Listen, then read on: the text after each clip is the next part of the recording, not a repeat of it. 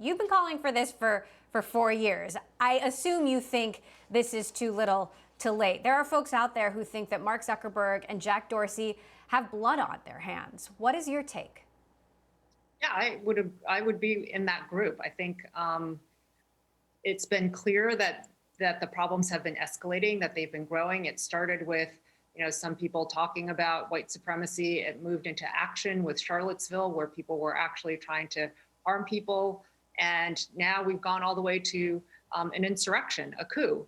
And I think a big part of it was predictable, from allowing the president to tweet and to encourage people, to incite people, the harassment that the Twitter was used for against individuals, against reporters, against other politicians. It all was a kind of, it was a path towards where we are today, and it wasn't a surprise. Now, you retweeted a tweet a couple of hours ago calling for Mark Zuckerberg to suspend his account and resign. You said the Facebook board should do the same. So to be clear, do you think Mark Zuckerberg should resign and the Facebook board as well, and why? I think we have to hold people accountable. I mean, every time something happens, there's an apology, there's some movement to change, and nothing happens, right? In March 2019, Facebook said it was banning white nationalism, and yet here we are. Here we are with this white supremacist taking over the Capitol building. Are we actually going to hold people accountable this time? My guess is no. I don't think that he will actually be asked to leave. I don't think there will be any even super hard conversations that he's going to have.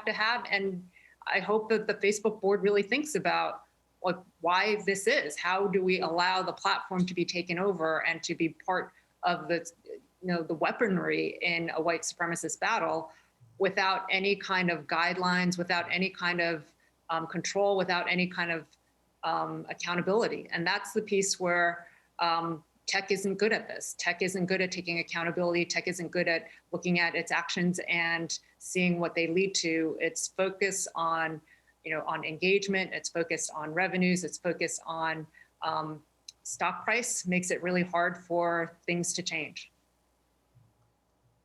Now, you were the CEO of Reddit. Of course, we were just talking about Parler and Gab. There are other platforms out there. There are more niche platforms out there. What happens if the president is cut off from these mainstream platforms? What happens to the pro-Trump movement, the MAGA movement? Do they simply gain new momentum elsewhere, or are they slowed down?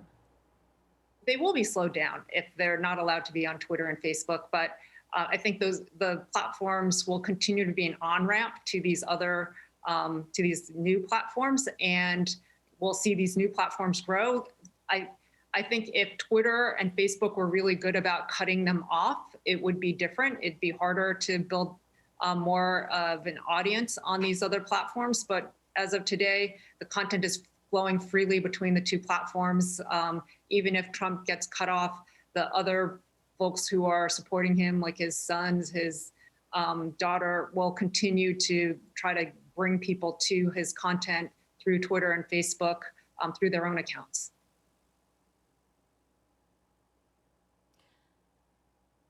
So at this point, what do you think Twitter and Facebook should do? I mean, they've been tagging posts. They've been relying on this idea of newsworthiness to let posts that others might find offensive stand. I mean, do they need to fundamentally rethink the rules for politicians in particular?